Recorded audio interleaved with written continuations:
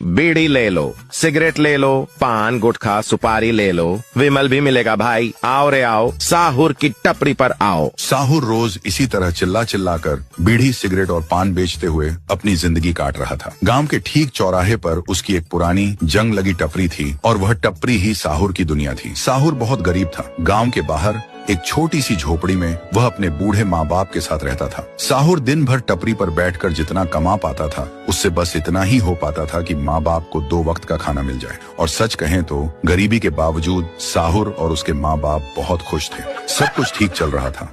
लेकिन फिर गांव में एक नई हवा आई। मुस्कान सालों बाद शहर से अपने नाना नानी से मिलने गांव आई थी। मुस्कान बेहद खूबसूरत थी।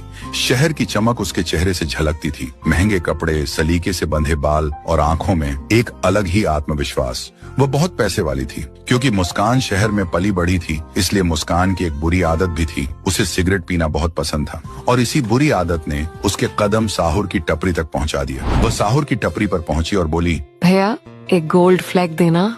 लेकिन साहुर ने जैसे ही नजर उठाकर उसे देखा, वह पल भर के लिए सब कुछ भूल गया। उसकी आवाज, उसका चेहरा, उसकी मुस्कान। साहुर मुस्कान की आंखों में डूब चुका था। मुस्कान ने दोबारा कहा, भैया सुन रहे हो, एक सिगरेट देना। तभी साहुर को होश आया और हड़बड़ाते हुए उसने सिगरेट निकालकर मुस्कान को दी। उस दिन के बाद मुस्कान रोज साहुर की टपरी पर आने लगी। कभी गोल्ड फ्लैग लेने, कभी एडवांस लेने और कभी कभी बिना किसी वजह के। कुछ ही दिनों में वो दोनों बहुत अच्छे दोस्त बन गए। अब वो दोनों हर रोज साथ में घूमते, हंसी मजाक करते रहते। अब दोनों का रिश्ता सिर्फ टपरी तक नहीं रहा। वो दोनों कभी बाइक पर गांव की गलियों में घूमते, कभी शहर जाकर साथ में फिल्म देखते, तो कभी ढाबे पर बैठकर चाय के साथ देर रात तक बातें करते। साहुर के लिए ये सब किसी सपने से कम नहीं था। जिस लड़के ने कभी गांव से बाहर कुछ नहीं देखा था, आज वह एक शहर की लड़की के साथ जिंदगी के नए रंग देख रहा था। फिर एक दिन मुस्कान ने मुस्कुराते हुए कहा, साहुर क्या तुम कल शाम मेरे घर चाय पीने आओगे?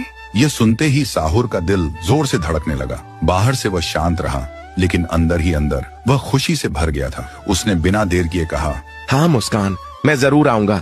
लेकिन साहुर को क्या पता था कि ये चाय सिर्फ चाय नहीं, बल्कि उसकी जिंदगी का सबसे बड़ा इम्तिहान होगी। तो दोस्तों, अगर आप जानना चाहते हैं कि आगे क्या हुआ, तो मुझे फॉलो करके कमेंट करो, पार्ट 2 चाहिए।